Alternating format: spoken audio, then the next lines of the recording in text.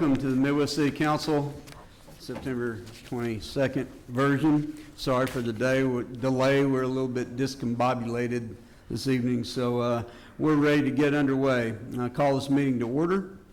We'd like to invite Vaughn Sullivan down to offer our invocation.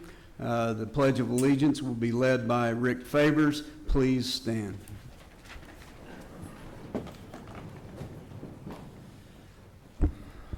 Would you bow with me, please? Gracious Lord, we thank you so much for the day that we've enjoyed today, Lord, and the moisture we've received.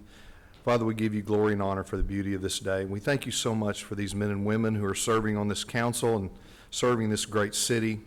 Father, we thank you for the sacrifices that they make, being away from family and friends. And Father, just bless them in their decisions tonight. We ask that they be in accordance with your will, your discernment, and your wisdom. Give them peace in their decisions as well.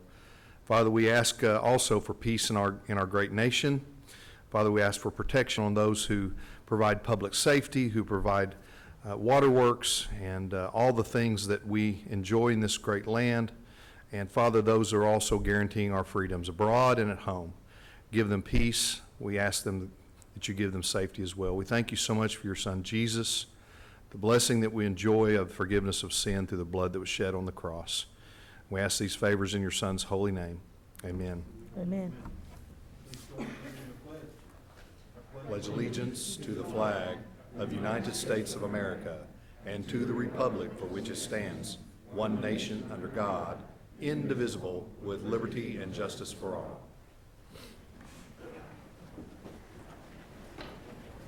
Thank you, ladies and gentlemen. Now we move into our community-related announcements. Ms. Eads, we always lead off with you. What you got?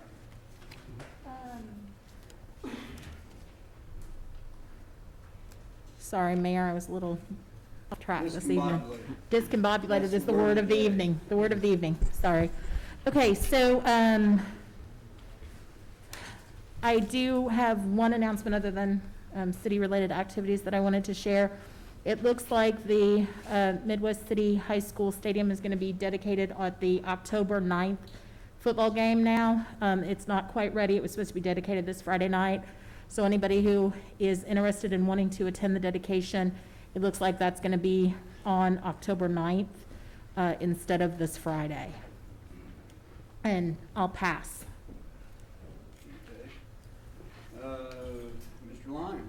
I'm sorry. You want you go? Go ahead, Okay. Christine. Hello. Yes, I would like to say that I went to the Protectors and to the Bonds Park last Friday, and we have a homeless task force, and it is so amazing. So I'm so proud of the Midwest City Police Department for all the hard work they do. So I want to give them a hand.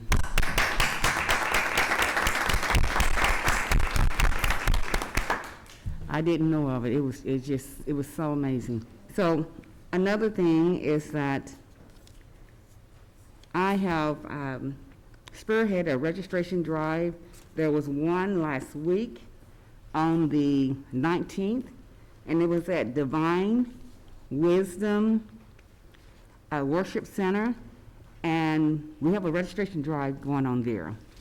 So if you need to get registered, you can come by there this Saturday. You can tell everyone that's not registered. If they want to, they can come there, or either you can go online. So the address to Divine Wisdom Worship Center is 8320 Northeast 10th. That is Midwest City. And the time will be from 10 a.m. to 2 p.m. We was there last Saturday, and we registered a lot of people, so it was well worth it. And then I'd like to recognize this young lady. She has a facility where she does, it's called Life Skills. And it's at 7901 Northeast 10th. And she was giving away hygiene products for the families, anybody in Midwest City. And she done this for 3 days, from September the 18th, the 19th through the 20th. Her name is Sheila Williams, and I would like to thank her. She was also on the radio talk show KRMP 92.1 FM, where I spoke of her particular event and how she would like everyone to come out. So I'd like to thank you, Sheila Williams, with your life skills. So I'm going to give her a hand.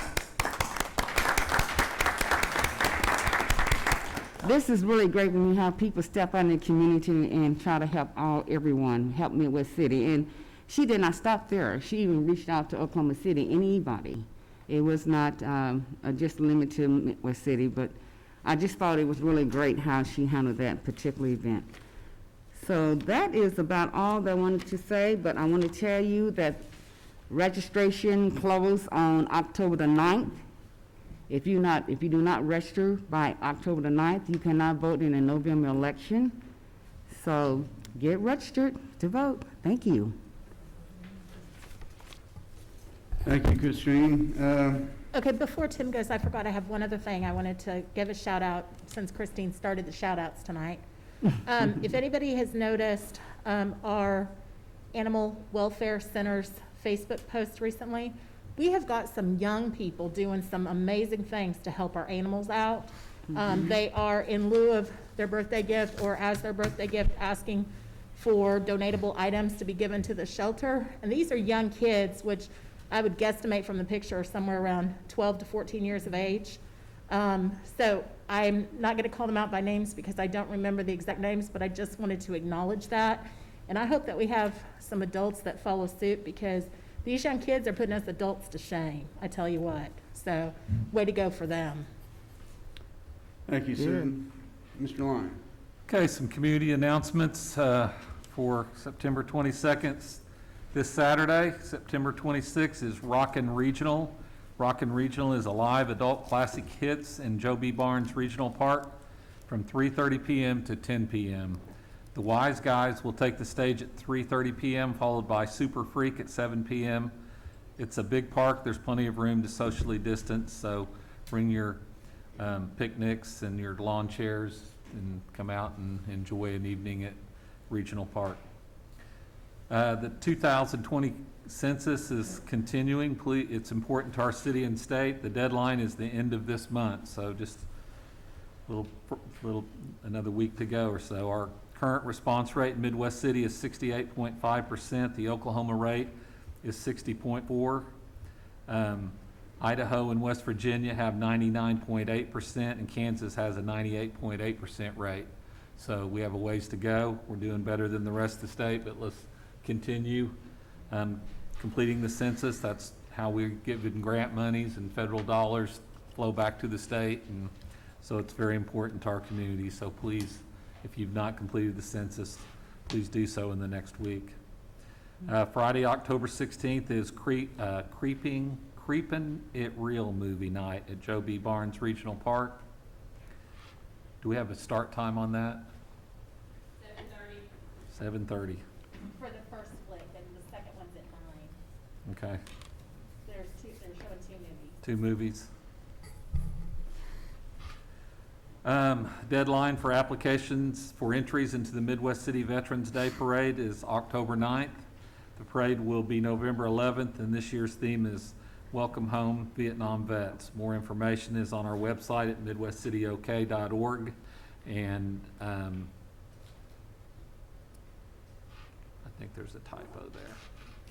Saturday, October 17th is Cruising for Coffee at 8 a.m. at the Santa Fe Steakhouse. We continue to do that monthly. It's a neat event if you haven't been. See classic cars. Saturday, October 31st is our Trick or Trail. This will be a drive-through event at Regional Park this year. And it'll be COVID friendly. We'll take plenty of precautions. Instead of getting out of the cars, it'll be a drive-through event. So to stay up with our calendar of events, please get on our website at midwestcityok.org, and all these events and more information is there.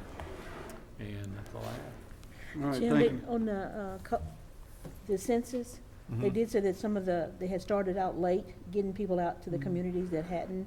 So they are starting up, coming out to the communities now. Okay. That we will be wearing badges and things of that. So there'll be people coming to your Mhm. door, and they'll be, Yes.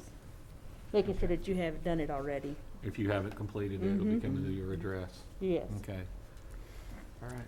All right, can I get a shout out to Pastor Manning? He's one of our leaders here in Midwest City, and he allowed us to have the voter registration drive at his facility. So I want to thank him for that.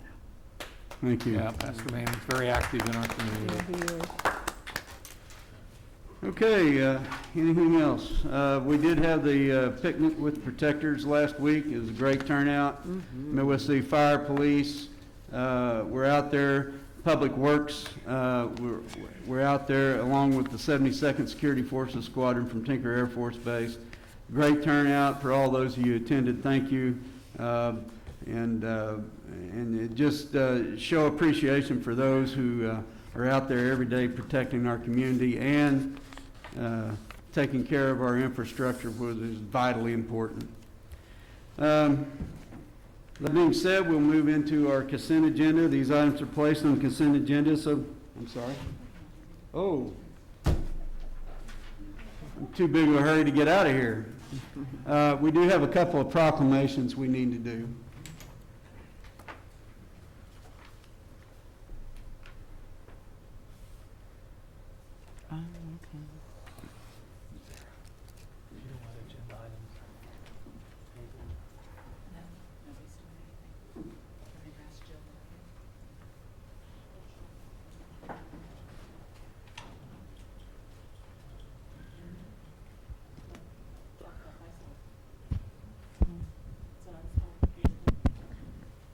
Would you like to introduce yourself for everybody? I'm Vernelia McKnight. Vermelia is a cancer survivor, ladies and gentlemen, and this week, or this month, is Ovarian Cancer Recognition Month, and we have a proclamation for that. Whereas ovarian cancer is the 5th largest or leading cause of cancer death in women in Oklahoma, accounting for more deaths than any other cancer in female reproductive systems. And whereas in the United States, a woman's lifespan or lifetime risk of being diagnosed with ovarian cancer is a 1 in 78, with a 5-year survival rate of over 90% for women who are diagnosed early. However, there is no reliable early detection test for ovarian cancer, yet the symptoms are often confused with other illnesses or diseases, making early detection a challenge. And whereas many people are unaware of the symptoms of ovarian cancer, that often include bloating, pelvic abdominal pain, difficulty eating, or feeling full quickly, and other symptoms. Whereas according to the 2016 consensus report of the National Academy of Medicine, there remain surprising gaps in the fundamental knowledge about understanding of ovarian cancer, and whereas ongoing investments in ovarian cancer research and education and awareness efforts are so critical to closing these gaps and improving survivorship for women with ovarian cancer. So therefore, I'm Matt Dukes, Mayor of Midwest City. You hereby proclaim September 2020 as Ovarian Cancer Awareness Month in Midwest City and ask our citizens to educate themselves and support those who have survived ovarian cancer and the awareness efforts of everyone involved. So, thank you for being here. God bless you. We got a party cake.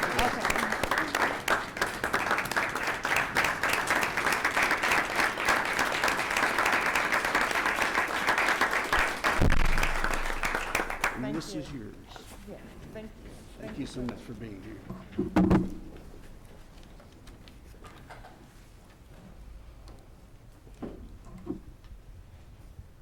The next one is Constitution Week. Whereas September 17th, 2020 marks the 233rd anniversary of the drafting of the United States Constitution. whereas it is fitting and proper to read, study, and officially recognize this magnificent document and the guardian of our liberties and protector of our freedoms set forth in the Bill of Rights. And whereas Public Law 915 guarantees the issuing of a proclamation by the President of the United States of America designating September 17th through September 23rd as Constitution Week. And whereas Ebenezer Fletcher, chapter of the Daughters of the American Revolution in Midwest City, Oklahoma, are proud to honor our heritage and promote the Constitution of the United States by requesting this proclamation. So therefore, I, Matt Dukes, Mayor of Midwest City, do hereby proclaim September 17th through the 23rd as Constitution Week, and ask that all citizens reaffirm the ideals of the framers of the Constitution in 1787 by vigorously protecting the freedoms guaranteed to us by the Constitution and remembering those that lost their lives defending it.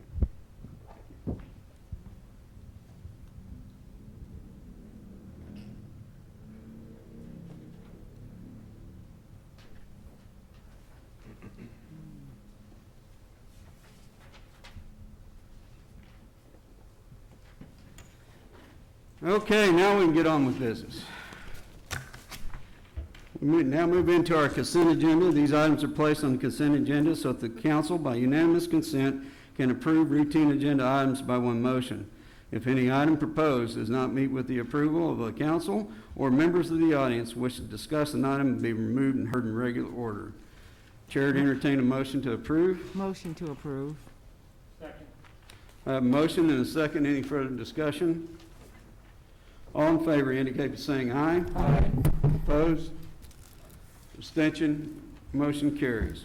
Move into the discussion items of our agenda. Mr. Lyon, number 1. PC 2049, public hearing with discussion and consideration of approval of a resolution for a special use permit to allow the use of communication devices, towers, antennas in the C3 Community Commercial District for the property described as a part of the northeast quarter of Section 4, Township 11 North, Range 2 West, located at 207 South Air Depot Boulevard. Mr. Harless. Thank you, Mr. Lyon. Yes, this is a request for a special use permit to allow for the placement of a 125-foot monopole cell tower for AT&T. Included with the agenda packet is a determination of no hazard or air navigation from the FFA, as well as a letter from Tinker Air Force Base stating that they do not anticipate the development or the construction process will significantly or adversely affect their mission. Action is at the discretion of the council, and I will be glad to answer any questions that you may have.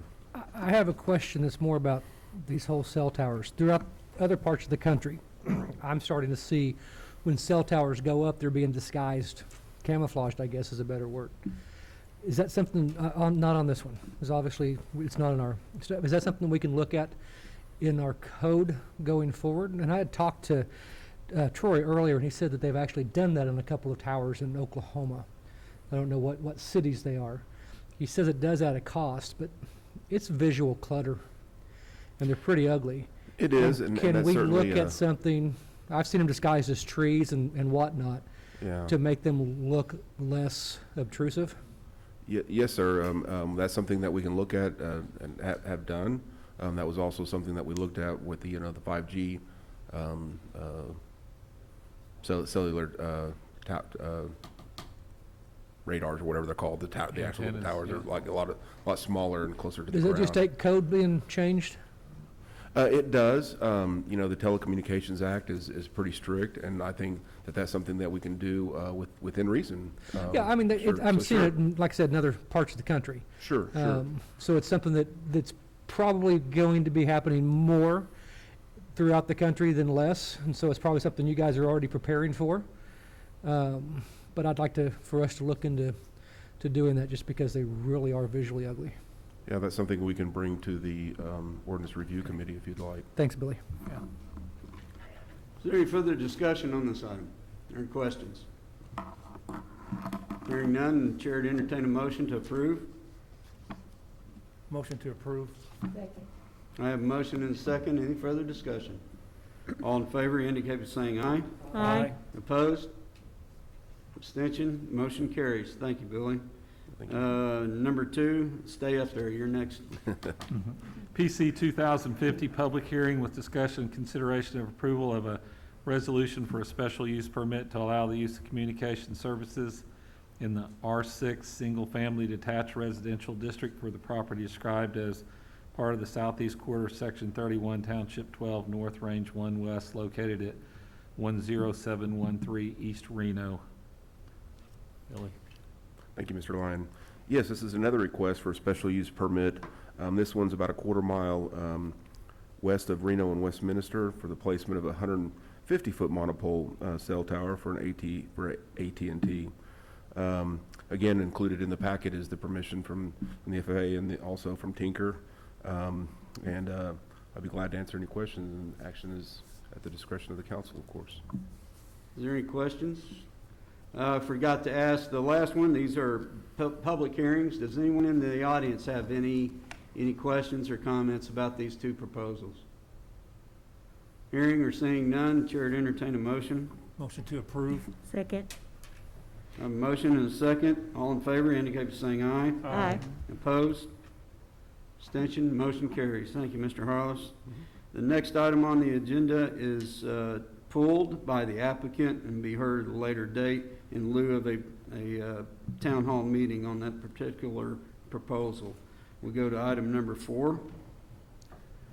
PC 2052, public hearing with discussion and consideration of an ordinance to redistrict from R6 Single Family Detached Residential to O2 General Office, and a resolution to amend the comprehensive plan from COMM Commercial to OR Office Retail for the property described as a part of the Leavitt Southeast 15th Street acres addressed as 1120 South Post.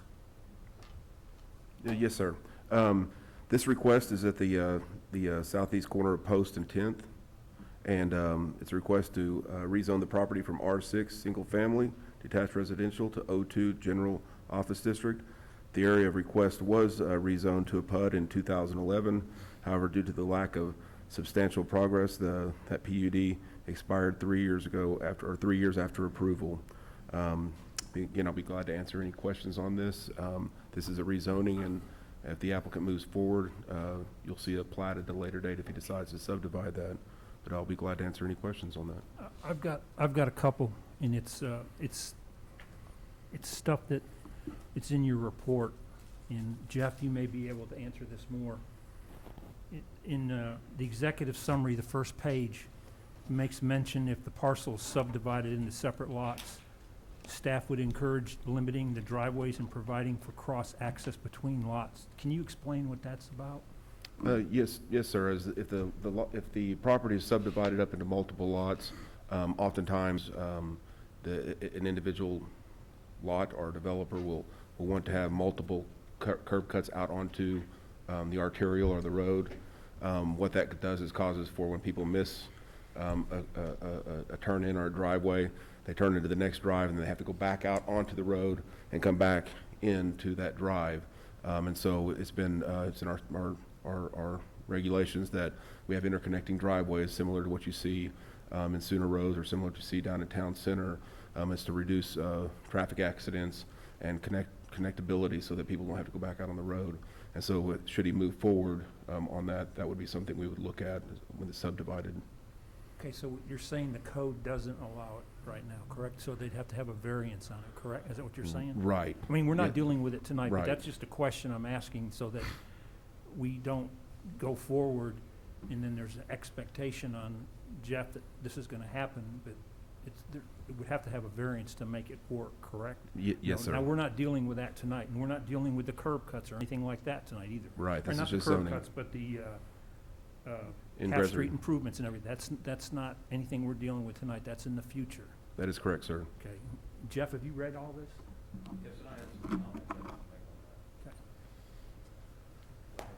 Floor is yours, Jeff. Thank you. Jeff Moore, 516 North Cedar, Midwest City. It's good seeing you all. you know, you look around town and sure, the big tire centers that, they spend a fortune doing the grading, they can do this. A long time ago, when Guy was planning director, I was talking about selling the tract where Sonic is in the little shopping center. And he had immediately said, well, I don't know that's even commercial value, or, you know, it's commercial worthy, and there's a Sonic there, one of the top Sonics in the state probably. But just keeping that in mind, think of the terrain difference, and it's hard to have all these connecting driveways when you have some grade difference.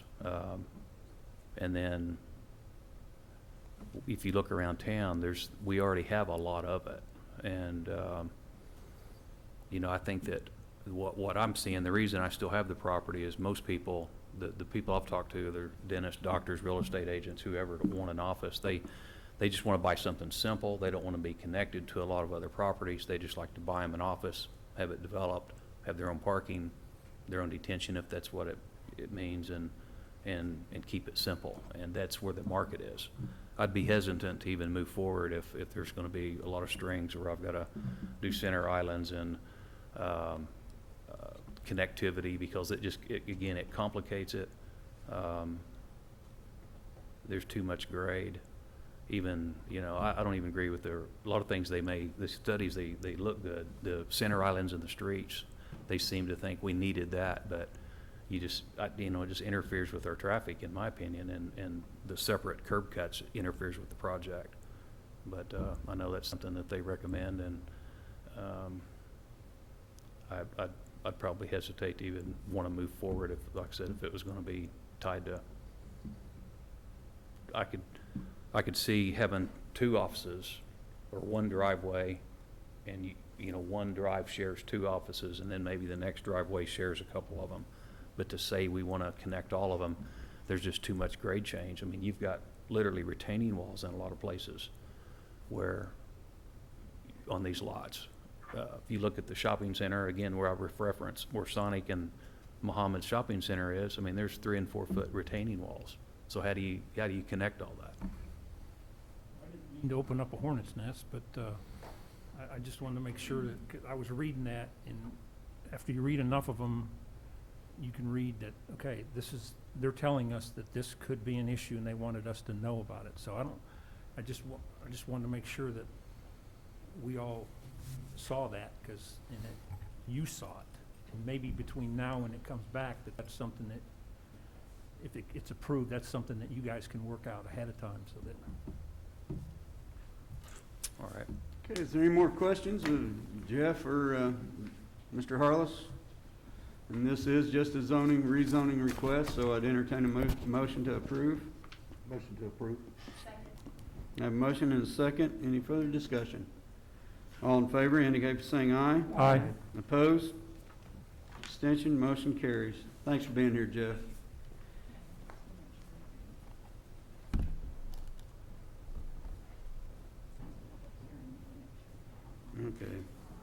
Okay.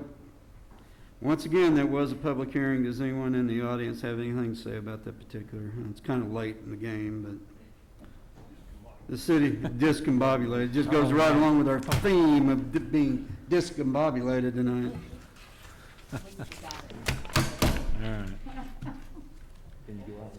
Oh, item number 5, Mr. Lyon. No actions needed on number 5. No action needed on number 5. And no, we don't need a revote. Item number 6, Mr. Lyon. Discussion and consideration of approving an ordinance amending Chapter 11, City Emergency Management, Section 11-4, face covering and social distancing during COVID-19 pandemic emergency, and providing for repealer and severability. We have Phil Maytubby here tonight, and he's going to give us a short presentation. How's everybody doing? Good. It's good to have you. Well, Thanks for being here, Phil. I appreciate it. Thanks for having me. I just wanted to make sure you guys have all the information you need in front of you, and we can discuss whatever needs to be discussed. Bill, can you tell them who you're with? So I am. I'm Phil Maytubby. I'm the Chief Operating Officer, Oklahoma City County Health Department.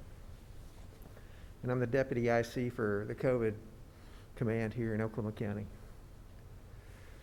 So, as you can see by the numbers, We're not actually going down, we're on a slight rise right now. This is not totally unexpected with what's occurred here recently.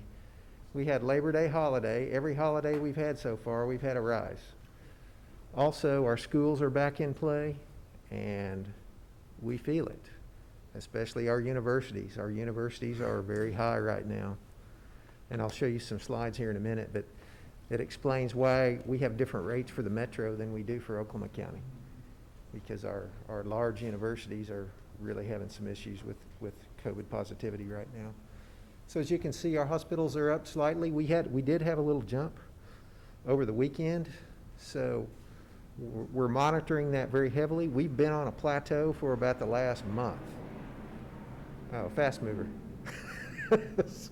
So we're hoping that this settles back down and doesn't rise again.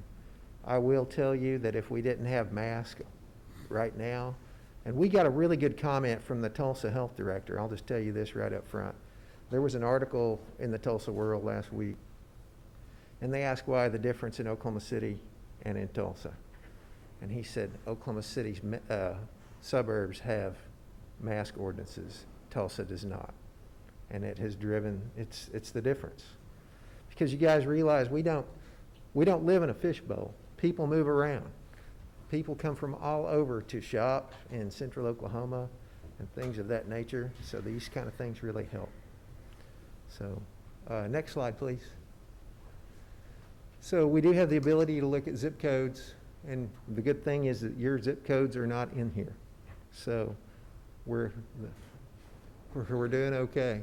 And as you can see, this is statewide. So you can see some of the issues. I'm sure, like down in the bottom, you might have just seen the news today. We have about 200 kids at Westmore that are now going to be quarantined. And if you see some of the other up there, like Veneta, some of those are correctional institutes. So our biggest issues right now are with universities and correctional settings. They're both being worked on, and they're both being very transparent about what's going on, but there are issues with it. Next slide, please. So this is our trend rate. We are going up.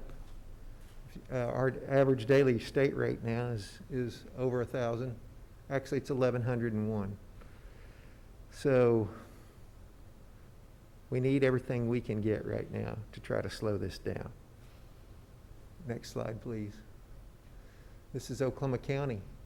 As you can see here at the very end, we do have a little bit of a pickup on our hospital or our daily case counts. We know that ours are specifically from our correctional institutes. And we do have some universities in Oklahoma County.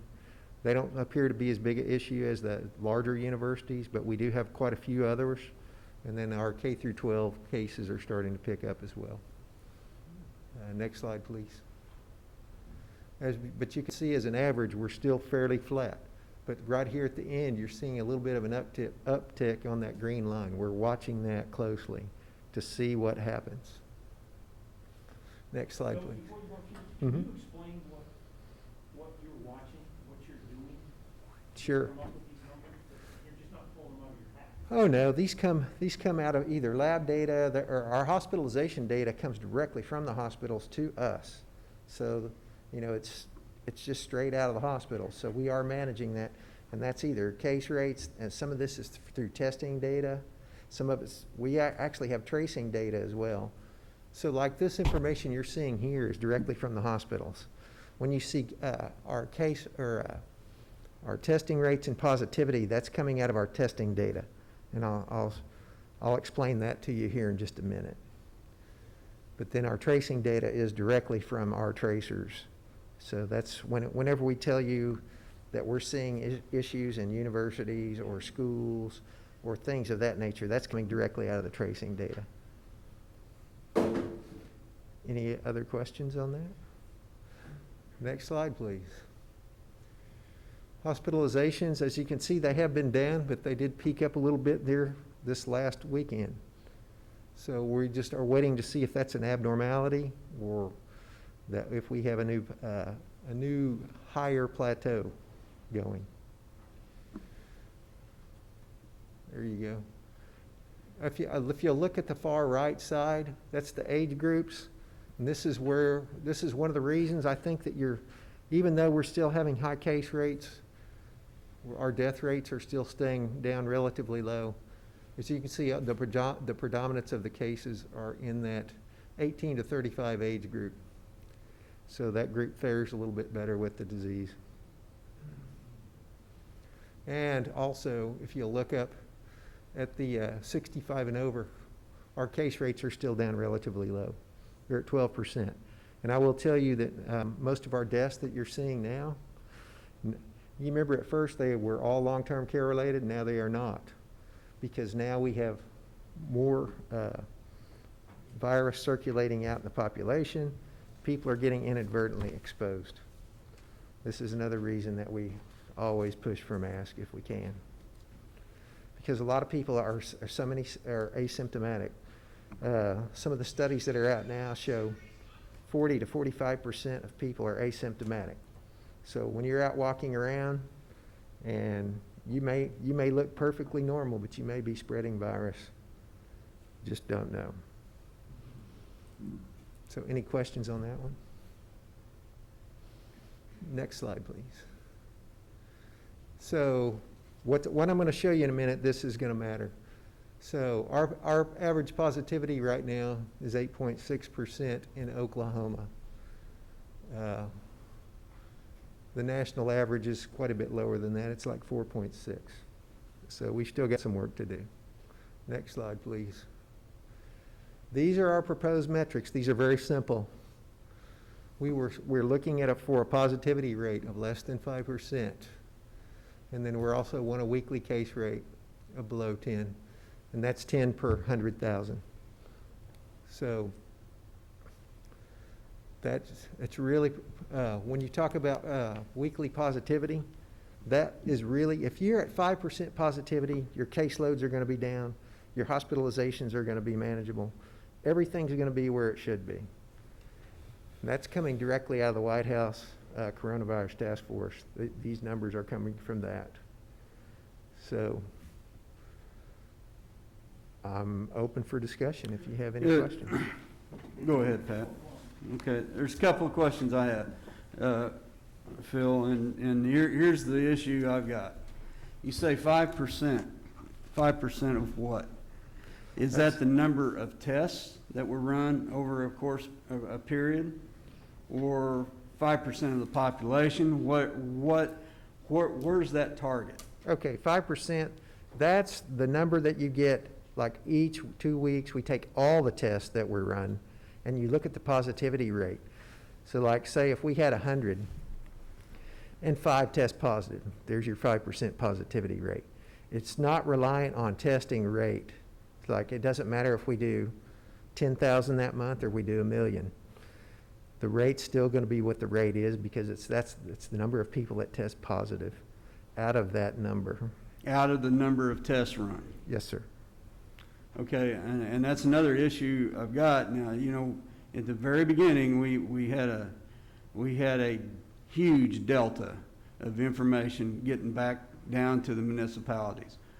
And it took me a while to drill down to find the number of tests, and I didn't find the number of tests for the state of Oklahoma. I found the number of tests run for the United States as a whole. Where can we look at those numbers to the number of tests run so we can also double check to make sure where we're at? I can get you those numbers. Please. I'll do that. And another thing that that's not getting out there, and you didn't even mention it before, but 75% of the deaths that have occurred have at least one, if not more, comorbidity or morbidity issues that complicated the COVID, and that's just not getting out there. I think it is out there quite widely. The issue that we have, especially, I mean, I hear this a lot, and so I'll try to explain it to you as well as I can. Most of the deaths do involve at least one comorbidity. So we understand what those are: heart disease, diabetes, you know, all of the above. Yes, sir.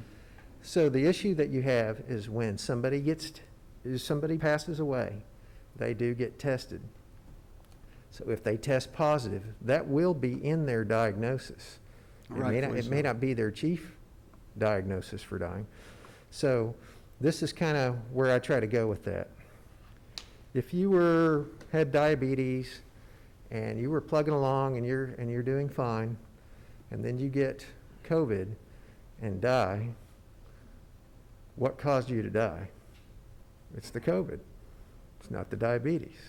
I mean, the COVID exacerbated your medical condition, which then caused you to pass away. So that's why you see that, and I do hear that a lot, because I think you're right. A lot of times the information that gets out is either diluted or it is not succinct enough for people to really understand. And we'll do our best to try to make sure that you guys all understand that. So if I've got this correct, our goal, our end game, our touchdown, whatever you want to call it, is when we get below 5% or below on the number of tests, number of positive tests, then we can say to our citizens, okay, we're done. Yes, sir. And you're currently at 8%. So, I mean, the goal is in sight. Now, we still are going to have to look at what happens, because we still don't know right now what the aftermath is going to be of the Labor Day holiday and everything kicking. Our economy is fully open now. Everything is wide open. So we don't have the benefit of things not being completely, or some things not being open and us not exposed, causing exposures like right now. So we're just going to have to see what happens. I wish I had a crystal ball and could tell you what that's going to be, but I don't. We do too. But, you know, we're hoping for the best, but we'll prepare for the worst. So, like I said, right now, our number one issues are correctional facilities, universities, K through 12 schools, and workplace. So as everybody's come back to their workplace, we're starting to see exposures. So, and I'll just tell you, we don't see very many in the workplace itself. It's usually what's going on outside of the workplace. So people are getting exposed, like having parties or whatever it is they do, and they're getting exposed, and a lot of them don't even know they've been exposed because so many people are asymptomatic. And my last question is, and this is more specific, this target date is for Oklahoma County. I'm not to be ugly, but I really don't care what happens in Greer County. This is Oklahoma County. Oklahoma County, and this is our target for Oklahoma County, and this is what we're going to be monitoring, correct? Yes, sir. Sir, I got a couple questions. I'm sorry, Matt, did I interrupt you? No, I'm done. Okay. Sure. So when you say that I'm just trying to get on the record.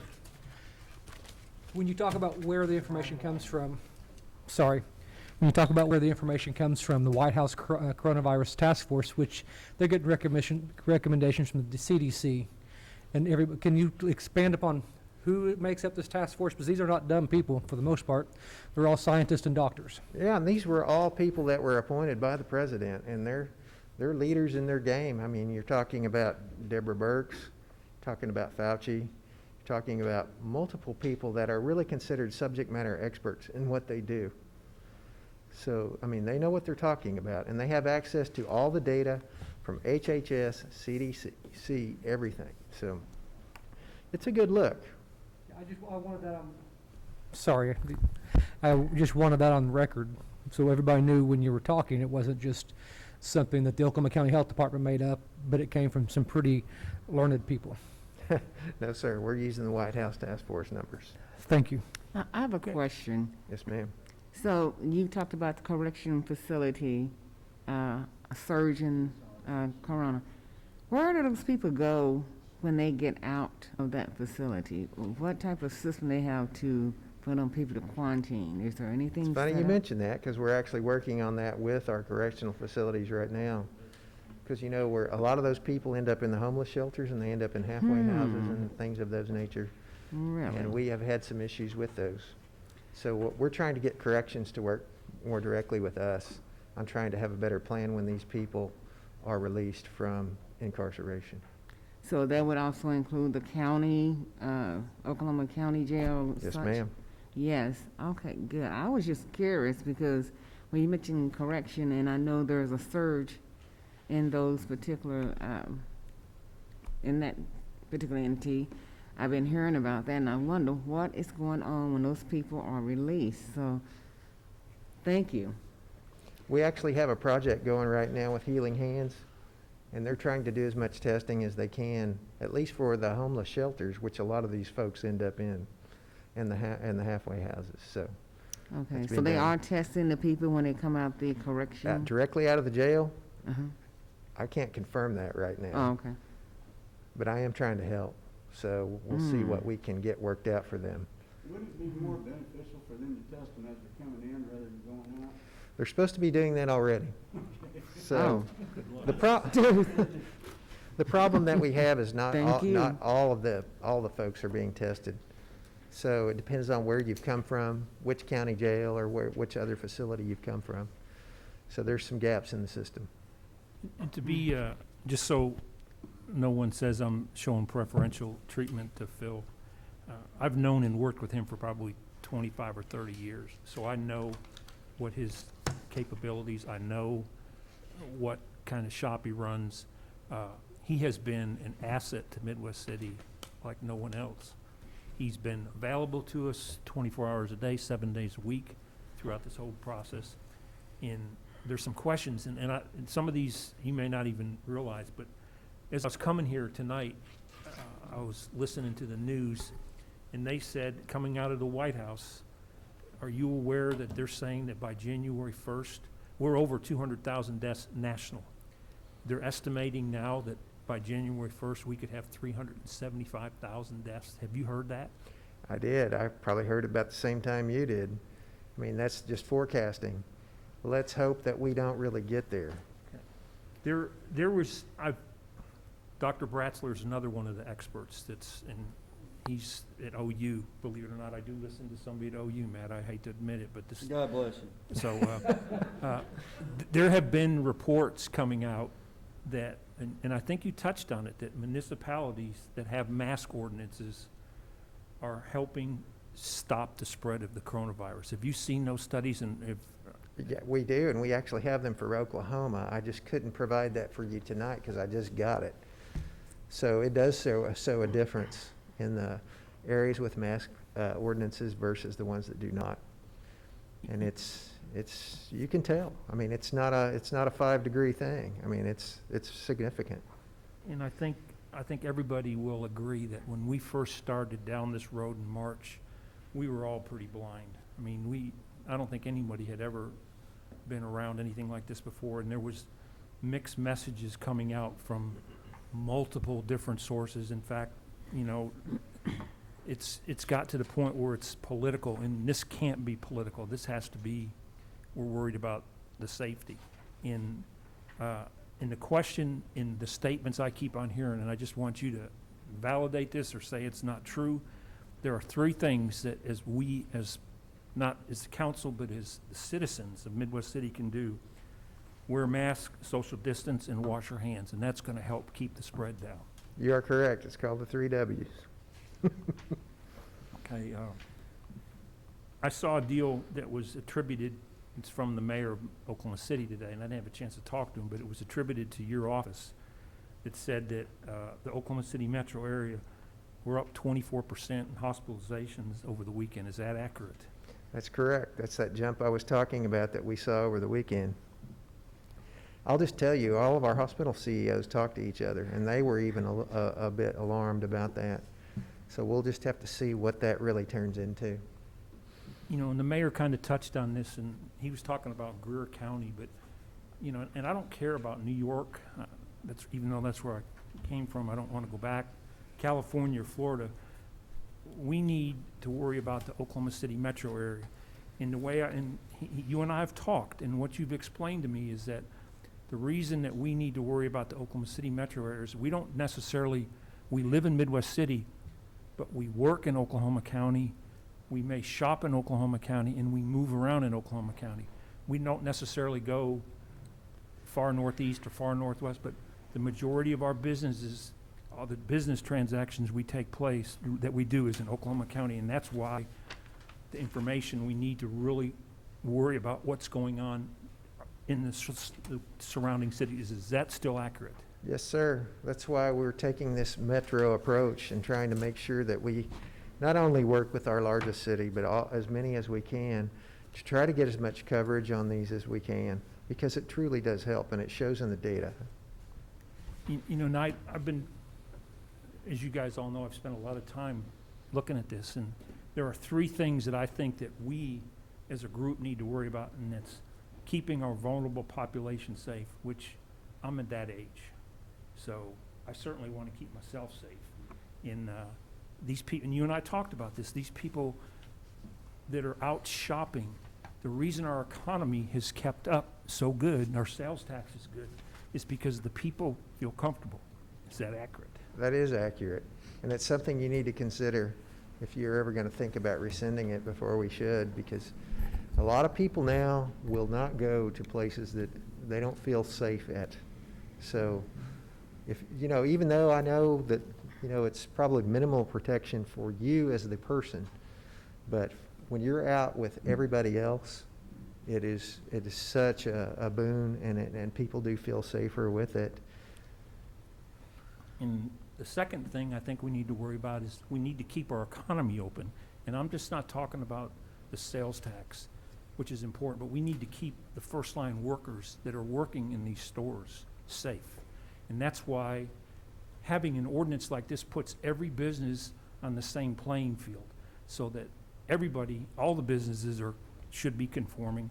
And that way the people that are checking you out of the store, the waiters, the waitresses, the people that you go into the Lowe's, Home Depot, all those other stores, they're all wearing masks. And the people coming in are wearing masks, which keeps the people in the stores healthy, which keeps the stores open. And we talked about that also, correct? Yes, sir. So, and also, I mean, I'll just tell you, if you don't do these, it really puts the burden on the individual business owners. And then it forces them into some situations they really don't want to be in. I mean, as far as if somebody comes in and refuses to wear a mask, I mean, you know, they do have the right always to file criminal trespass, but they don't want to do that. They just want people to put a mask on. And I But think it makes we've it been much pretty easier when you do it I at the think we've been municipal pretty level. fortunate here, where we haven't had, in the final, and probably the most important is kids. And I checked on the Midwest City website today, and in the Midwest City schools, as of the 17th of September, there has been 99 known or close contacts where the kids are symptomatic. 192 kids have had to be quarantined, and 97 of them are actively quarantined right now. We've got to get these kids in school. We all agree the kids need to be in school. Believe me, that's one of the other things about the mask wearing. It does give you the freedom of movement, freedom to choose. So you don't have to worry about going into a place that's not going to support what you want to do. And I don't think there's anybody on this council that likes wearing a mask. I hate them. It fogs my glasses up. I have to constantly change them. And I think is us as a governing body, the person that we need to listen to is him. We don't need to worry about what's coming out of DC. We don't need to get on the internet and try to self-research it. That man right there has all the data, and we need to listen to what him and his operation says, because I think if we go by what he says, we're going to do what's right for the city and for the citizens. I would like to expand on something that you talked to him about. Federal Reserve Bank of Cleveland commissioned a survey about mask-wearing behaviors and beliefs. And it said, when in a store, do you feel more comfortable or less comfortable or indifferent if employees are wearing masks? 11.1% were less comfortable, 67.4% were more comfortable. When at a store, do you feel more comfortable or less comfortable or indifferent if shoppers are wearing masks? 10.1% were less comfortable, 70.4% were more comfortable. The survey also, when questioned, would you take it more seriously if a mask mandate was from local, state, or federal authorities? And the answers were pretty across the board. They were good with all of the above. The conclusion which basically just said most felt more comfortable when employees and other shoppers were wearing masks, and there was widespread agreement that wearing a mask was helpful in reducing the spread of coronavirus. Respondents who thought that wearing a mask was effective at reducing the spread of the coronavirus were also much more likely to wear one if doing so required by public authorities. The economic side of this, I'm a numbers guy. Thank God I'm married to somebody in the medical field so she could explain all this stuff to me. We're up a lot in our sales tax. And I think a lot of it is, and as I have had a lot of phone calls, emails, text, and some Facebook private messaging about tonight's vote. I had 3 people urge me not to vote for him, and everybody else urged me to vote for him. Having people feel safer, when only 10% of the people don't feel comfortable when people have masks, and 60 to 65% do feel comfortable, that lets you know people feel comfortable shopping. And they feel comfortable buying coffee in your all's coffee shop, coming to my office. They feel comfortable going to Crest. And I think that's one of the reasons we're so above the numbers, is outside of Midwest City and a few others, you go east of here, nobody's wearing a mask. But we're getting a lot of folks shopping here from those cities. And so, again, as a numbers guy, not to diminish, but what you have to say is way more important than the numbers, and what the medical professionals have to say is way more important than the numbers. But when we can make our residents and those outside of our community who come here to shop feel more comfortable, we've done something right. And we want this to stop, trust me. I hate this. We do have, Phil, thank you so much for your presentation. You're welcome. Could you stick around in case some other questions come up? Sure. And We I'll do just- have a I'll tell number you of guys. citizens. We want to be out of these too. We'll be the first ones to come say, hey, time to. One thing I Time don't think to you mentioned reconsider. is what the expectations are under 5 for 2 consecutive weeks, correct? Is that what, not Yes, 2 sir. consecutive periods, but 2 consecutive weeks? Just 2 weeks. That's one infective period. Okay. We do have a number of citizens that want to speak to this matter, and Ms. Williams, you want to come to the podium? When you come to the podium, please state your name and your address, just for the record. Hi, my name is Lori Williams, 1200 Southwest Minster. I'm going to completely disagree with everything Mr. Maytavi just said. And I will try to do so without tears.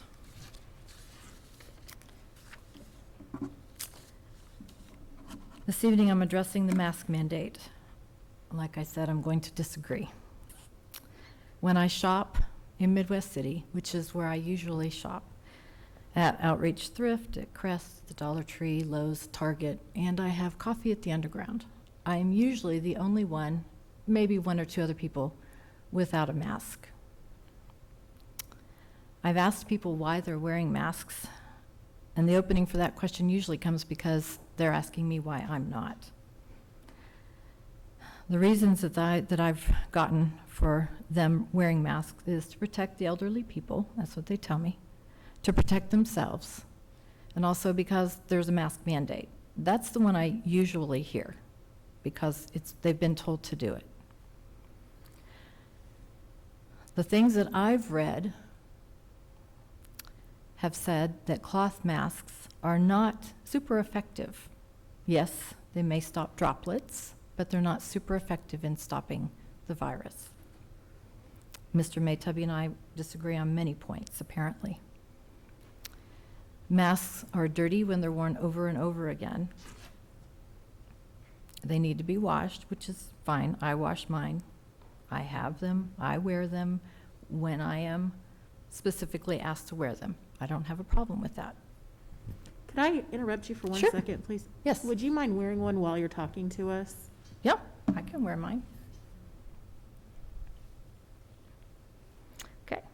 In addition, I ask you, what are we doing to our kids?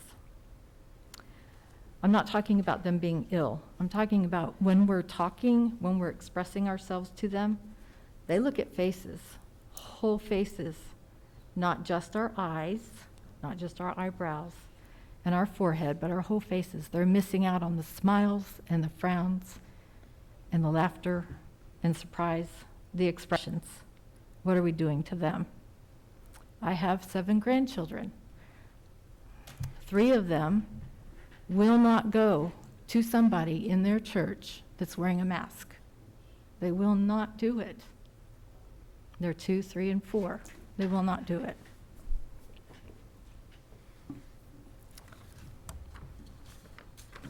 Since the topic is masks tonight, I'm not going to bring up the lockdown and how that has affected and it continues to affect jobs that people have lost by the thousands, and mental health. The suicide rate has gone up.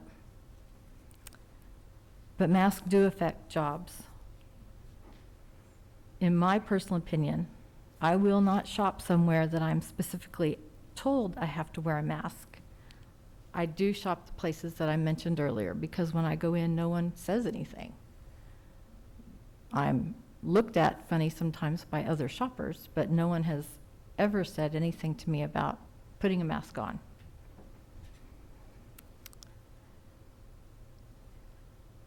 And as privately owned businesses, they have an absolute right to do that.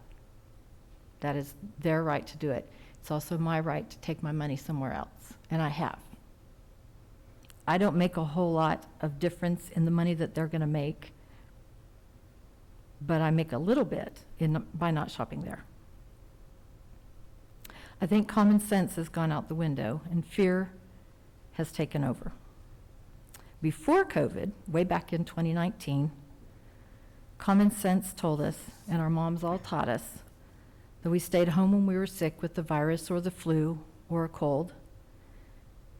You wash your hands frequently with soap.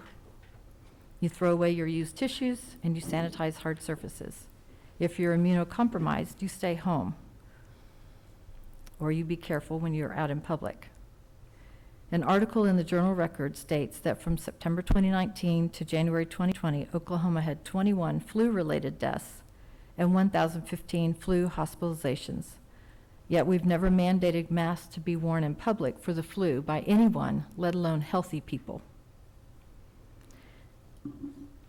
If wearing a mask makes you feel like you're protecting yourself and others, then by all means do that. My husband wears a mask everywhere he goes. I don't. So why are healthy people being made to wear masks? I'm still looking for the answer to that question. The Constitution is the supreme law of our land. The Founding Fathers wrote this document to protect the people from an overreaching government, and their intentions were that no law or mandate would be above the Constitution. The Constitution was written to control the government, to put the government into a box, and to tell the government, these are the rules, these are your boundaries, and anything outside of this box is up to the people to decide. It was written to protect the individual, not to control the people. Each individual is responsible for looking after their own health care. Health care is not a government responsibility. When the government decides to give health care advice or mandates, in my opinion, and according to the Constitution, it's overstepping its boundaries. I, as an individual, as an adult, am capable of making health care decisions for myself and my family. I don't need the government to come alongside me, hold my hand, and tell me what's best for me. The Constitution isn't null and void simply because there's a pandemic happening in the nation. When you try to force someone to wear a piece of material on their face, and when you say, do it for the greater good, you're violating their individual rights as a sovereign being. When you force a mask mandate, you're saying there's one solution to fix this problem, and that solution will be forced upon everyone as a whole. I know there are some exemptions to this mandate. However, there is not an exemption included for those who wish to exercise their constitutional God-given right to just not wear a mask. In closing, I would like to remind you of what I said in the beginning. Most people do wear masks when they're out. When I shop, like I said, I'm one of only 2, maybe 3, that are not wearing a mask. I suspect they will continue to do so for a long while. Just maybe out of habit, I don't know, but I think that they will continue, mask mandate or not. If you want to wear a mask, then do so. And if you own a business and you want to mandate that, then do that. but for the greater good of all the people in Midwest City, out of an abundance of constitutional grit and determination, recognizing we are all in this together, those who wish to wear masks and those who do not, I respectfully urge you to not extend this mask mandate. Let us decide as individuals. Thank you for your time. Thank you very much, Ms. Williams. Jana Boger, did I pronounce that right? You still wish to? Yes. Hi. Hi. Please state your name and address. Jana Berger, 1276 Three Oaks Circle, Midwest City, Oklahoma. Thank you guys for meeting. Thank you for discussing. I am urging for the mask mandate. I would love to see numbers drop below 5%. I would love to have my kids back in school full-time. I believe that these maskings, I trust our scientists that are showing us this is the way, and I think that you guys can make a big influence on our community. We have flu season approaching. We've learned about asymptomatic spread, that we don't always know that we're passing it for each other, and I feel like the mask mandate is a fantastic tool, the best one we have with social distancing and washing hands, to protect us. I am also a healthcare worker. I don't want a flood of patients coming in, infecting us there as well. It's another way to support our community and to keep our economy going. I want the open economy. I want schools to be a safe place for my kids to go. So please extend our mandate and follow our recommendations from our experts. Thank you. Thank you, Jenna. Lindsay Ovitt? Did I pronounce that right? No, sir. Well, thank you for being honest. And polite about it. Discombobulated. Lindsay out at 912 Covington Lane. It was your handwriting. It probably was. I would agree with that. So sorry.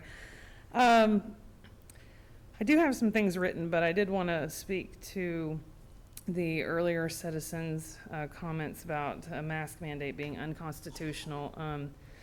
I would respectfully disagree with that position. I do think it's the responsibility of the city to mandate something such as a mask mandate, because you have the enforcement behind it that can keep it in place. Businesses individually do not have that capability, and for them to tell their customers we require masks and then have to confront them is beyond their scope of ability, I believe. So on that point, I do think it is a government responsibility to create mandates in this pandemic situation, not up to the individual businesses to police that, if you will. To my points, I will not be spending my dollars at Midwest City businesses if a mask mandate is not in place, simply for the purposes of feeling safe while I shop or eat at a restaurant. I love to keep my dollars local, but no mask mandate will be a deciding factor in where I spend my money, simply because of my comfort level with being around others during a pandemic. There are times when my husband and I will drive by a business. Let's say we need to shop at Tuesday morning. If there's too many cars in the parking lot, we will keep driving and find another place to shop. That's nothing anyone here can do anything about, but that is something for you to consider. People do look at that. If there's a restaurant and there's too many cars out front, we'll find one that has less cars and eat there. Ensuring our own safety of being able to social distance, regardless of how the restaurant has social distanced their facility. The other thing I would ask, I don't know if there's a detail that you can specify to restaurants, but I've noticed they do social distance their tables, but they don't social distance their booths. Their what? Their booths. So I don't know if there needs to be a specification in the mandate to say table and booths, but I've noticed that they'll back booths up. One booth, they'll sit someone behind you. There's no way to social distance when you're sitting right behind somebody in a booth. I haven't noticed that, but we'll check. Yeah. Everyone that I've been into, they've blocked off a booth, used the booth, blocked off a booth, used the booth. Not where I've been. There's been several. Some have erected partitions between the booths, which I feel more comfortable with, but not everyone's required to do that, and they have not done that, and they do seat people Yeah, we'll directly check next to each into other that. in the booth. So I didn't know if that was a detail in how the mask mandate was worded. Maybe it says tables and it doesn't say booths or something like that. I'm not exactly sure, but just for your consideration when you're lining out the details of the mandate.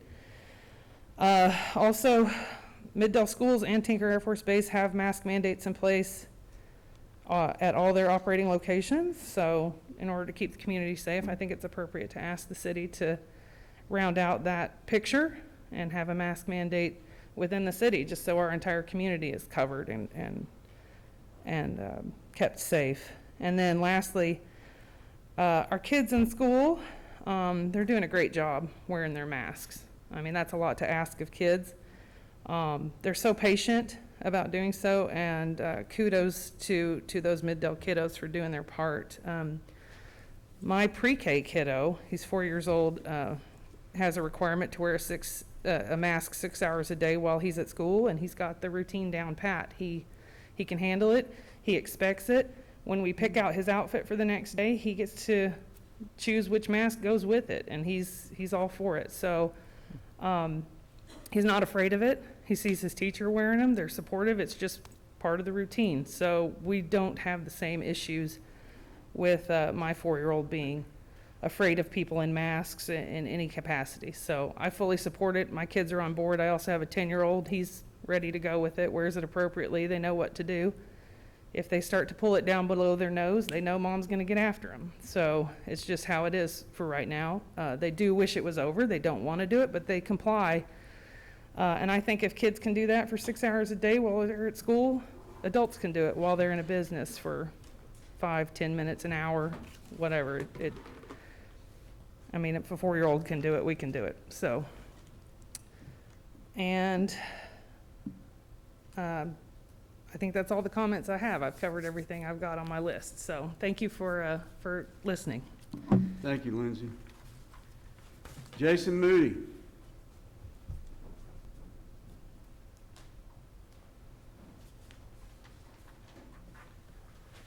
Hi, Jason Moody at 243 Randall Drive. I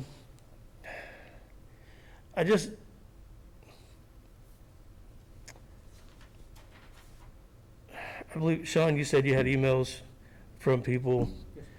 Did everybody on the council here talk to at least 51% of the constituents in your ward? We don't even have 51% of people that show up to vote. I understand that. What I'm saying is, I'm a rule follower when I have to, you know, and I believe that the majority should rule, if I like it or not. But for a council to say, I have to wear this thing, I hate this thing. But for me, for anybody to tell me I have to do something when the majority of the people in the city haven't, no one knocked on my door and said, hey, what do you think about this? How do you feel about this? And honestly, if someone did, I would just say, I would prefer not to. You know, I'm not a vindictive person, but I'm sorry. I didn't have a wrote out thing. But if you believe that this mask is the key to not spread this virus, and you're wearing it, and it's going to protect you, and you're not going to get it, and you're not going to give it to me or anybody else, then you wearing this mask should be sufficient. And if you want to wear it, then you should wear it. If I don't want to wear it, I shouldn't have to wear it. So with an individual that believes this mask is going to prevent the spread of this virus, then them wearing it, they're not going to give it to anybody, and they're not going to get it from anybody. So my plea is that you just make this on a voluntary basis. If you want to wear it, wear it. If you don't want to wear it, you shouldn't be made to. And if we can get numbers on the Midwest City website, none of this, he said our zip codes weren't on this. Do you wear a seatbelt? No, sir. Well, it's a law, and most people do. And the arguments that you're giving were the exact arguments the majority of people who didn't want to wear seatbelts back in the 80s gave. Right. I don't like to be inconvenienced. I like to have a couple of drinks, but I order an Uber. It would be much nicer if I could just drive home drunk, but I don't because I have a social responsibility to everybody else. Right. So sometimes we have to do what we don't want to do. We have to take our wants out of it and realize, I don't want to wear a mask. And your science is wrong. Both people have to wear a mask for it to work. One person wearing a mask, it doesn't work. Hold on. How So- does that? You obviously haven't read any of the stuff. Where's Phil? Do you want to explain how everybody needs to wear a mask, but one person wearing it doesn't work? So, the whole theory behind mask wearing is that if enough people wear it, if enough people wear the mask, it's going to cut down on the asymptomatic transfer of the disease from one person to another. It's just like if he was next to me at the store, he might be symptomatic and not even know it. He might even have any symptoms. But then if we don't have mask on, if he has a mask on, he's pretty much stopped that. But if he doesn't, then he might be exposing other folks. But it does rely on the majority of the population wearing masks.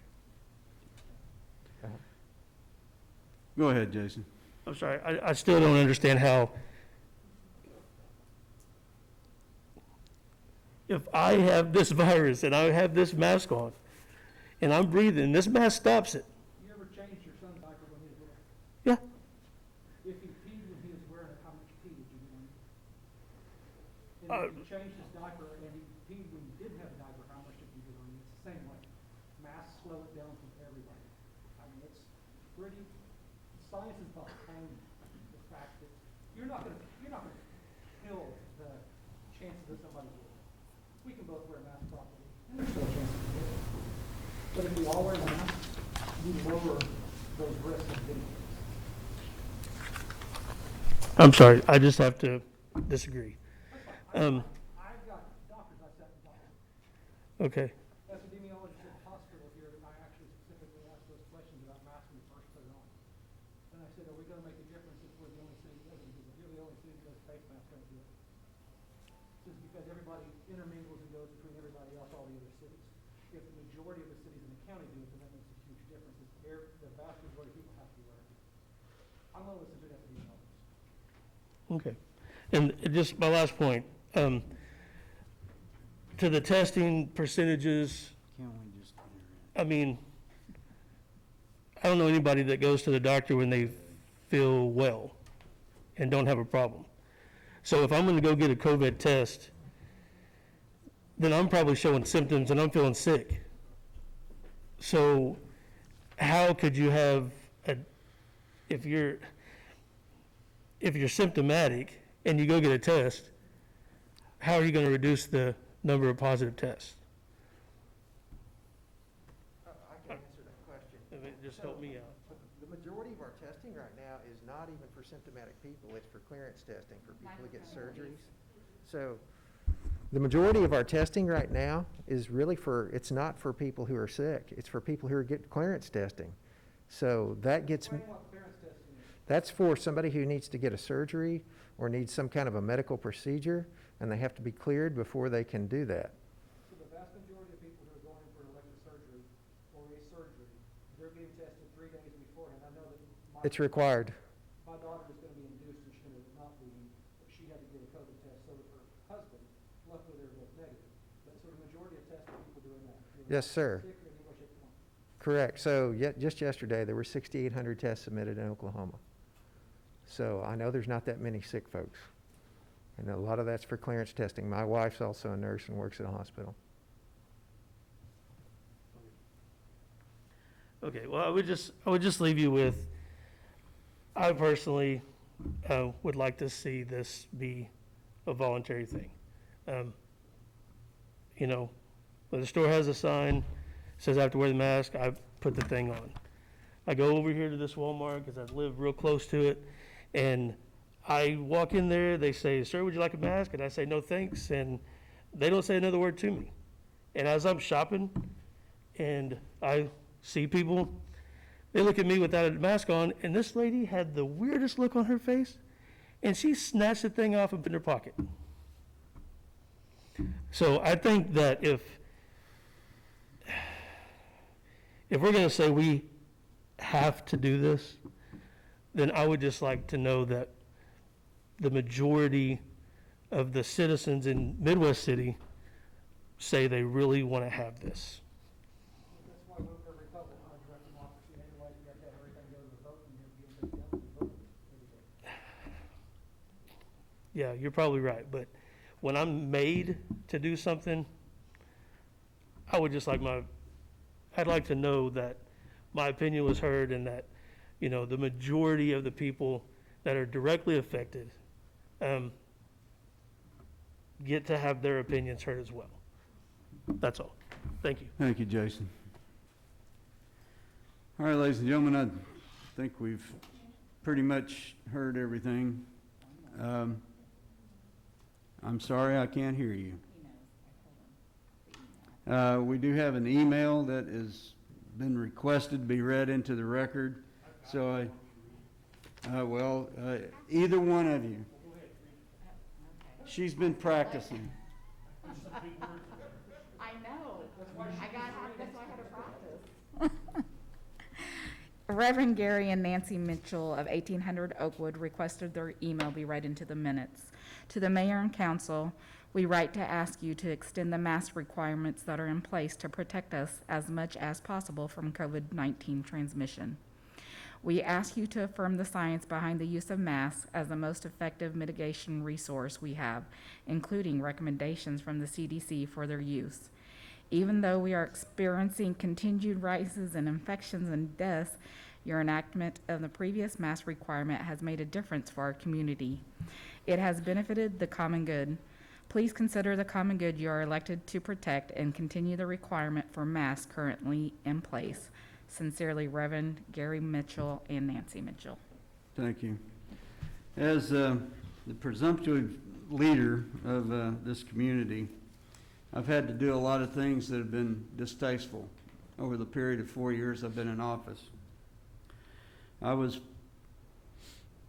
prepared to come in here tonight and vote no. For a number of reasons. I've discussed the reasons with Mr. Byrne, Mr. Reed, and Mr. Lyon. The primary reason was that we didn't have an end game. Jason, I agree with you.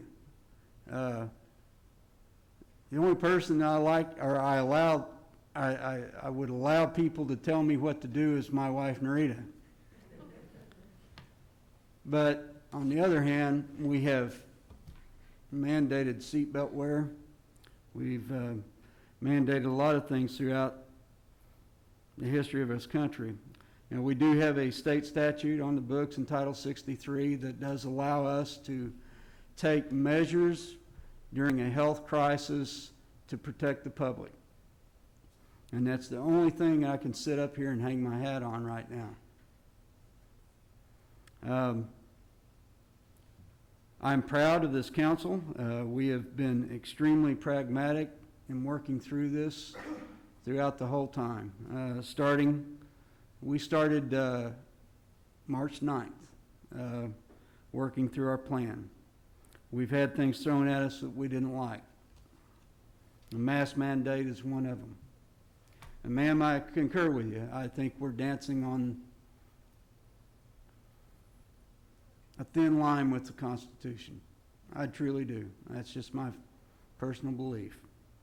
But again, as a leader in this community, I feel like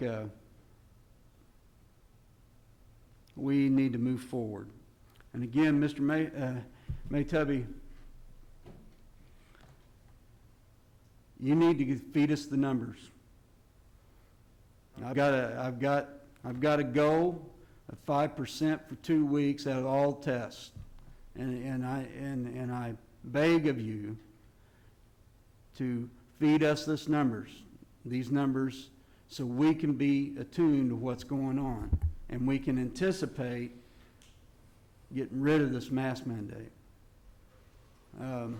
You too, just like I am, are a public servant. And as I got told many times over the course of my law enforcement career, I pay your salary. With that being said, the chair to entertain a motion. I have I something have a question I for would the like city to attorney. say Go ahead, sorry.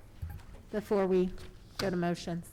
I just want to thank each and every one of you that showed up to express your opinions tonight. You took time out of your respective schedules to come here and share your opinions with us, and we truly do welcome that, and we truly do appreciate it. I agree. Thank you.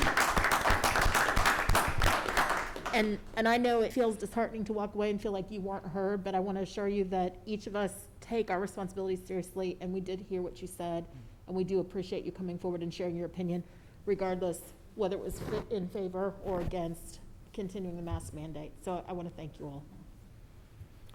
Again, thank you, Susan. I appreciate it. I have a question on the crafting of the motion.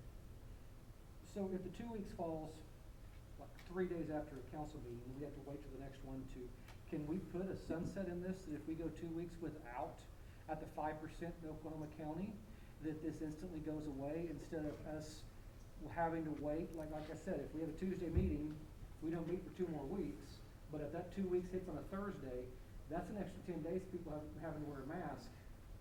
And yes, that modification can be made. We have in there the wording, the expiration of the civil emergency orders related to COVID-19 issued by the state.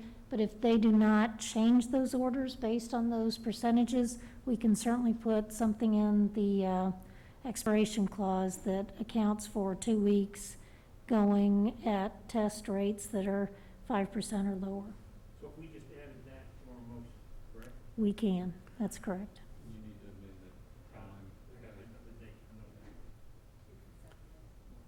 the time. Okay, so the chair to entertain a motion with that caveat and also the date change. I make a motion that we pass it with the changes to what we got in front of us. The first change is to change the expiration date, that we have to revisit this on October 27th, if it's still in effect, and also add into that same paragraph that if we go 2 consecutive weeks with 5% or less, is it 5 or less, or is it 5?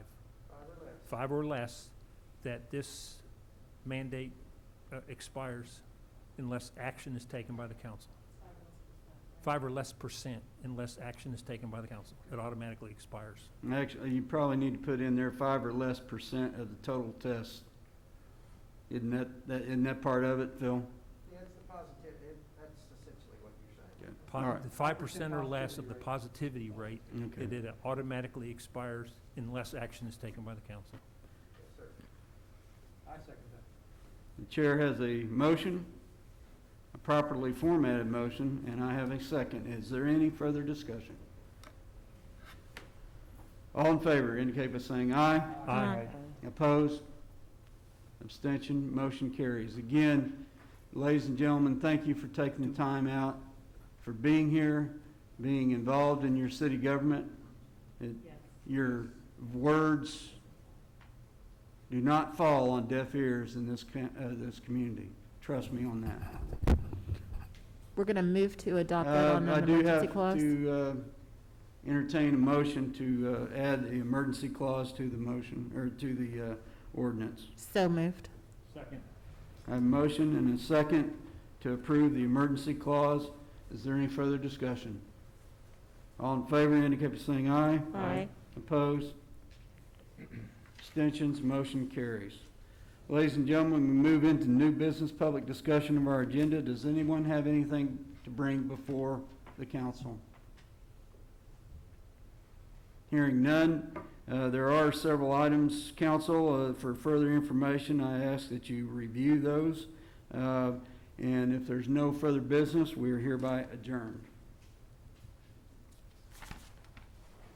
I call to order the Midwest City Municipal Authority. We do have a consent agenda. These items are placed on the consent agenda so that the trustees, by unanimous consent, can approve routine agenda items by one motion.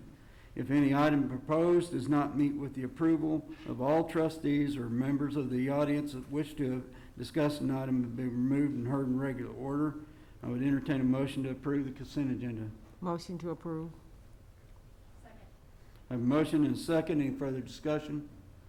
All in favor indicate by saying aye. Aye. Opposed? Abstentions? Motion carries. We have two discussion items on this agenda. Item number one, Mr. Lyon. Discussion and consideration on the First Amendment of a certain restrictive and covenant agreement found on page 641, Record Book 8124 of the Oklahoma County Clerk's Office, land records pertaining to property located in the northwest quarter of Section 9, Township 11 North, Range 2 West of the Indian Meridian, Midwest City, Oklahoma. Mr. Coleman. Part of the efforts to lure Home Depot here 19 years ago involved the establishment of a view corridor easement that allowed folks from Interstate 40 to be able to see the Home Depot store, and also allowed an off-premise sign on property that we owned at what I call the toe of the Reed Center property, the southernmost 8/10 of an acre. The site restriction easement forbid any structure over 14 feet in height. This is just a slight modification to that easement to allow a structure 17 feet in height. Sooner Investment has been marketing this property for us for several months, and I'll go ahead and go into the next item a little bit. They're on the verge of possibly making a deal on the property to break off about 8/10 of an acre. It's going to require platting the property, and to build the structure that's needed for this business, they're going to have that extra 3 feet in the view corridor easement. So this item and the next one both pertain to that potential land transaction. If anyone has any questions, I'll try to answer them. Any questions or comments? Hearing none, entertain a motion to approve. I have a motion and a second. Any discussion? All in favor indicate by saying aye. Aye. Opposed? Abstention? Motion carries. Next item, Mr. Lyon. Discussion and consideration to authorize Robert Stearns of Sooner Investment to seek any land subdivision approvals necessary to sell a portion of the municipal authority property commonly referred to as 5633 Tinker Diagonal of Section 9, Township 11 North, Range 2 West of the Indian Meridian, Midwest City, Oklahoma, Oklahoma County. We just needed approval. I don't think, do you have any other discussion? Okay. Chair would entertain a motion to approve. Motion to approve. Second. I have a motion and a second. All in favor indicate by saying aye. Aye. Opposed? Abstention? Motion carries. Ladies and gentlemen, move into new business public discussion of the authority. Does anyone have anything to bring before the authority? Hearing none, we are hereby adjourned. I call to order the Midwest City Memorial Hospital Authority. We do have 3 discussion items. Mr. Lyon. Discuss and consideration to approve the minutes of September 8th, 2020 regular meeting is submitted. Chair would entertain a motion to approve. Motion to approve. Motion and a second. Any discussion? All in favor indicate by saying aye. Aye. Opposed? Abstention? Motion carries. Item number 2. Item number 2, we need no action. We did have a conference call with Mr. Garrels and discuss some possible changes coming forth soon, but at this time, we don't have any changes to the investment policy. Item number 3. Discussion and consideration of awarding a COVID-19 Small Business Relief Program grant application for computers, coffee, and chill in the amount of $4,000. This is a item. Go ahead, Robert. I'll let Robert handle this. Computers, Coffee, and Chill filed their small business relief application long before the deadline, and at the time that they filed, there was one document that was still due. So we called and told them that they needed a Secretary of State certificate of approval, and they sent it into our email without telling us. It got caught up in the email and in the spam filter. Later on, they brought that to the attention of Chief Claves and Assistant Chief Porter, We went back through, we found it. It was 3 weeks after all the awards had been made, and so we sent out a notice to the Board of Grantors that we were going to go ahead and proceed with bringing it to you all for direct approval because we felt like it was only fair. Chair would entertain a motion to approve. Motion to Wait, approve. I have a question. We can do this without, since we said that we were going to delay any additional funds? I'm really looking at you for this one, Heather, I guess. Are we? we're This okay was to do part of that first round of awards, and Mr. Coleman's point is that they did timely file their application, and there were sufficient funds at that time to award this, but for that one piece of document that initially, I think Mr. Coleman had indicated to us and to the Board of Grantors that there were some applications that had been incomplete, and it was his impression this was one of those, but it wasn't, because they had in fact provided the information. So we're okay, is all I was really. Well, short answer, yes, we can award. You should have said yes or no. Motion to approve. Okay, entertain a motion to approve. Motion to approve. Second. Got a motion and a second, any discussion? All in favor, indicate by saying aye. Aye. Opposed? Abstention, motion carries. Ladies and gentlemen, move into the new business public discussion of the authority. Does anyone have anything to bring before the authority? Hearing none, we do have a executive session attached to this agenda. Mr. Lyon. Discussion consideration of one entering into executive session is allowed under 25 Oklahoma Statute, Section 307, C11, to confer on matters pertaining to economic development, including the transfer of property financing or the creation of a proposal to entice a business to remain or to locate within the city, and to, in an open session, authorizing the general manager administrator to take action as appropriate based on the discussion in executive session. Thank you, Mr. Lyon. Before we go into executive session, I would entertain a motion to recess from the authority, finish up our other agendas, and then come back and What do you talk? I just wanted to make sure that you all know we have some guests here for the Utilities Authority meeting before we go into executive session for the Hospital Authority. I'm sorry now. I just wanted to remind everyone that we did have some guests here for the Utilities Authority meeting before we go into any executive sessions for the Hospital Authority. Okay. Move to recess. Second. I've got a motion and a second to recess. All in favor indicate by saying aye. Aye. Opposed? Level third. We are hereby recessed, and I call the order of the Special Economic Development Authority. We do have a consent agenda. These items are placed on the consent agenda so the trustees, by unanimous consent, can approve routine agenda items by one motion. If any item does not meet with the approval of all trustees or members of the audience which to discuss an item be removed and heard in regular order. Chair to entertain a motion to approve. Move to approve. Second. I've got a motion and a second. Any discussion? All in favor indicate by saying aye. Aye. Opposed? Abstention? Motion carries. We now move into a public discussion of our agenda. Does anyone have anything to bring before the authority? It's under consent. You trying to mess me up? Hearing none, we're hereby adjourned. I call to order the Special Utilities Authority agenda. We have two discussion items attached to this. Mr. Lyon. Discussion consideration to approve the minutes of the July 28th, 2020 special meeting as submitted. Motion and a second. Any discussion? All in favor indicate by saying aye. Aye. Opposed? Abstention? Motion carries. Item number 2. Discussion consideration approving a letter of intent with Hard Luck Automotive Services, Inc. for development of an automobile repair facility in the Soldier Creek Industrial Park. Mr. Coleman. Thank you. A little bit over a month ago, I was approached by Hard Luck Automotive Services about a lot in our Soldier Creek Industrial Park. I don't know if you all are familiar with this 501c3 that has a special purpose in helping people with their cars that cannot necessarily afford repairs. They do the work for free. They only charge for the parts involved in the repair.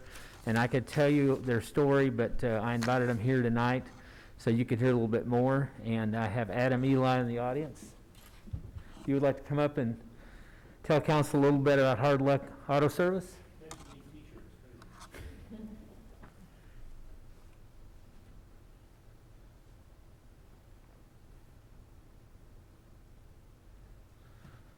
Thank you for hearing me tonight, folks. I've been working with Mr. Coleman, trying to secure some free stuff. We, since 2017, have been selflessly fixing people's cars for free. We have gained the attention of Napa Auto Parts, who have sponsored us in our mechanical ministry. What we do is we try to help those that are economically challenged get their cars repaired as cheaply as possible. In speaking with Mr. Coleman, he's discussed the property in Soldier Creek. Since 2017, I started this out of the back of my truck.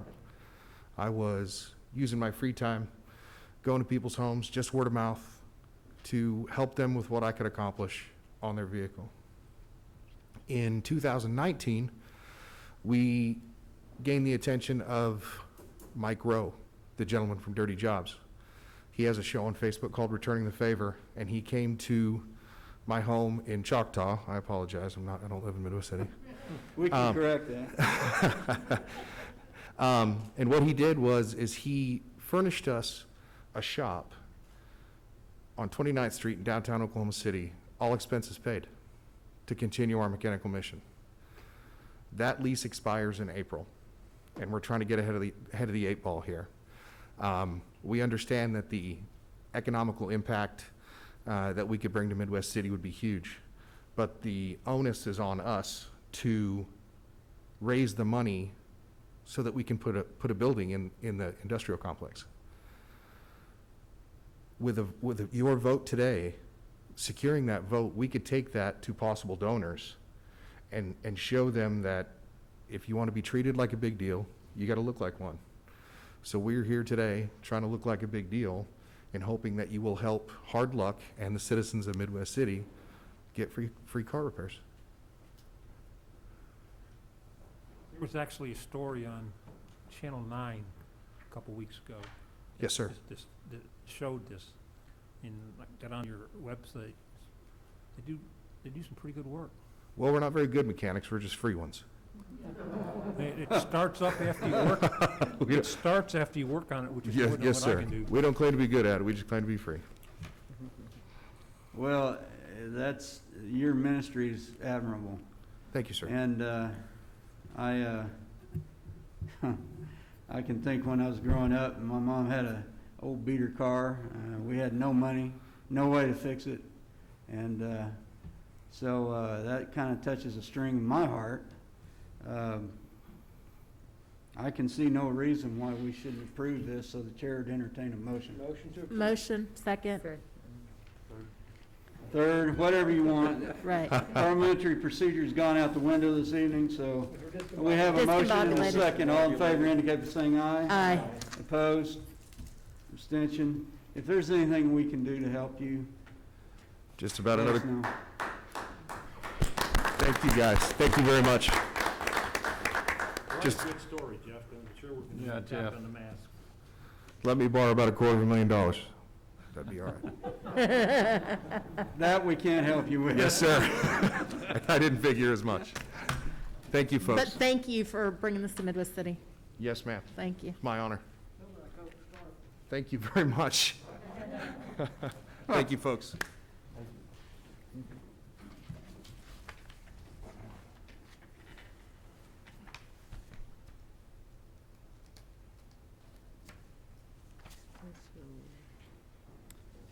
Okay, is there anybody else that has anything to bring before the authority? Hearing none, we're hereby adjourned, and I'll call back to order the Midwest City Hospital Authority, and to go into, I need a motion to go into Move executive to session. adjourn to executive session. Adjourn to yes, We're gonna do it down here? Yes. yes. I have a motion to go into executive session. Second. All in favor? Aye. Ladies and gentlemen, we're in executive session. I'll have to ask you to exit, and we need a potty